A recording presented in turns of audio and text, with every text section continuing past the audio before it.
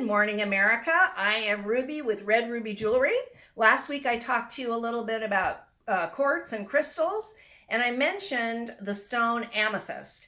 And since that time, I've been obsessing about amethyst. I love it. I have a lot of it.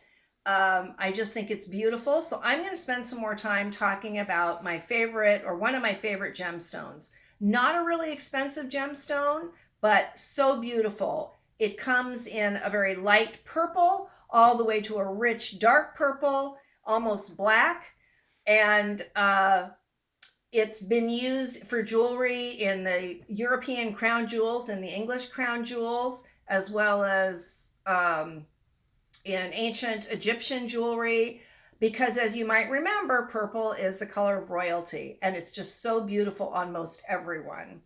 So amethyst is mined out of the ground, and we'll talk a little bit more about where later, but it comes in a couple different forms. So let's look down at a piece of amethyst that we have here. This is raw amethyst, which is basically crystal or quartz with impurities in it.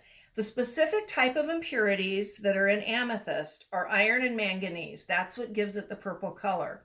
Different other quartz crystals or gemstones have different impurities, rendering them a different color, but the purple comes from those particular impurities and the fact that they're irradiated by the sun. And over billions of years, that irradiation of those particular impurities gives you the purple color. This is called a cactus crystal because you have these spires that come up from the rocks, and usually or often they're bigger or taller than that. This particular piece has kind of short spires, but that is a cactus crystal. The other form that the amethyst will come out of the ground in is a geode. A geode is usually from volcanic rock, and the rock will look like this. When you hammer it open, you will see if it's an amethyst, you will see these purple amethyst crystals within. They're so gemmy and sparkly. Many times they're made into jewelry, other times they're made into home decor items. The way that the amethyst gets into the rock is through gases that over, again, millions of years and irradiation end up becoming this beautiful, sparkly piece. So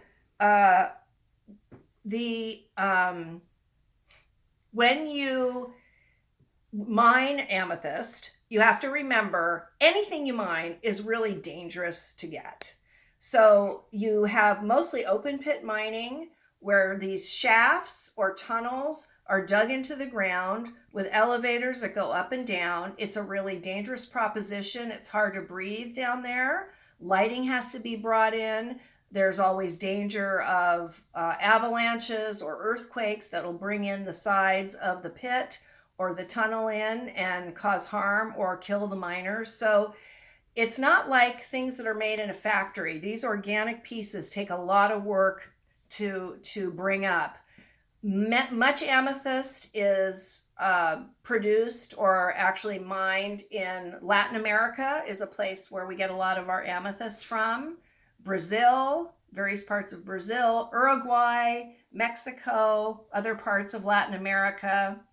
The most beautiful amethyst is supposed to be from South Africa. Other really beautiful, dark, rich amethyst comes from Siberia. We also have amethyst here in the United States. South Carolina has as its state stone amethyst. We've got amethyst in North Carolina, Arizona, Maricopa County, Arizona, Wisconsin, Pennsylvania, all kinds of places. From there, from the mining location, it's often taken to either China or India to be processed, and then it comes and it's then delivered to all kinds of places where it's sold, much of it coming to the United States. So I've shown you the two sort of original ways that amethyst looks when it comes out of the ground. You can wear amethyst jewelry in a lot of forms. People wear raw amethyst as jewelry. What I'm wearing, come on in, Danny, and take a look at the piece I'm wearing. This is sterling silver and raw amethyst. and it looks really beautiful and very organic, very natural. So that's raw amethyst. You can also tumble amethyst. Here's a piece of amethyst this is actually called chevron amethyst because it's got bands or chevrons in it. And these are found mostly in veins as opposed to open pits. But all you do to a piece of amethyst like this is tumble or polish it. And you can see here the comparison between raw amethyst. This is just a piece of raw amethyst. And here you've got a piece of tumbled amethyst with the chevrons in it. So either of these makes a nice piece of jewelry. In fact, I'll be making a pendant out of both of these, separate pendants out of both of these. A third way to process amethyst for wear is to facet it. And when you facet something, you give it a lot of spark and a lot of brilliance. Like diamonds are faceted, many beads, glass beads are faceted, crystals faceted. But here's a really rich and dark amethyst piece. And the darker, remember, the better the quality. This has been faceted into a lovely kind of newish style, but you can see there's been a lot of faceting and thus a lot of brilliance that comes into the beads. And I'll be using these amethysts to make a necklace as well. So there are all kinds of different ways that amethyst can be processed. It's such a fun gemstone. I would recommend that you take a look on redrubyjewelry.com at some of my amethyst pieces. I'll be putting some more sterling and amethyst pieces on redrubyjewelry.com soon. And then next week I'll talk about something else. Not sure what. Hopefully, eventually I'll get rid of my Ma Walton hairstyle, but that's up to the coronavirus and when we get a vaccine. Otherwise, you're going to see me continue to look like Mrs. Walton. Anyway, signing off.